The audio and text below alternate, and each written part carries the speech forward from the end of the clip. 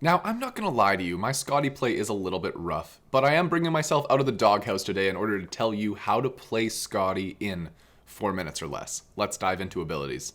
Scotty's first ability is a line projectile that slows and damages everything that it hits. Scotty's second ability is the real god here, and this is Calder the dog. Calder has a bunch of different things that he does, but basically he auto-attacks, he dashes, and he attacks. He's a good boy. Third ability is a giant circle where Scotty sets up a skating rink. This increases Scotty's movement speed and makes all enemy gods all slippery and not be able to control which way they're moving. It's actually a very interesting and unique and fun bit of crowd control that exists in the game. I love this ability. Moving into the ultimate, Scotty 6 Calder on wherever she's pointing, and Calder will root enemies where she points, and Scotty's also going to root enemies that are on top of her. You can't forget about that very important second part. It's a very good self-peel tool. But you do damage with this little blizzard that goes around both characters, and Calder gains full HP when he jumps in. And that actually segues me right into our first tip and trick, which is to manage the dog's health. Calder has 5 HP. He loses 1 every time he is hit by an enemy god or smacked around a little bit by minions. You want to manage this HP. Calder is the most important part of Scotty's kit. Managing the dog's health for either body blocks or just to be ready to add some extra damage is going to be the key difference between you succeeding and failing with this character, and it's the single reason that I struggle so much with it. Now, let's touch on ability leveling order. I personally like to make my first 5 levels a little something like this.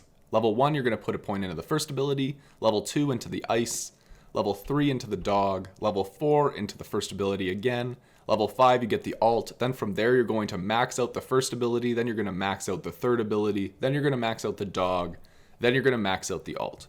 There's not much gained in maxing out the alt or putting points into the alt before it's absolutely necessary, whereas you do get a lot of value by putting those points elsewhere.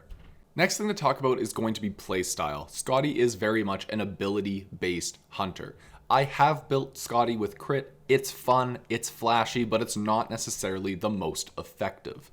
You do want to build Scotty with a lot of ability power because they use a lot of ability, and all of your ability power directly affects your boy Calder. Now, my final bit of advice for this character is to make sure that you are using ice defensively. I know it's really flashy and kind of funny to make them skate on ice when you throw it at them, but this increases your movement speed and makes it so that the enemy assassin or warrior or whatever is diving you can't control which way they're moving. This is going to allow you to reposition and maybe burst them down as they auto-attack the air on the ice, hoping and wondering where it all went wrong. Well, that's all the time I have for this video. Thank you so much for watching. If you want to continue to learn about the different characters and things to do within Smite, click that video on your screen now, and I'm going to see you there. Have yourself a lovely day, and take it easy.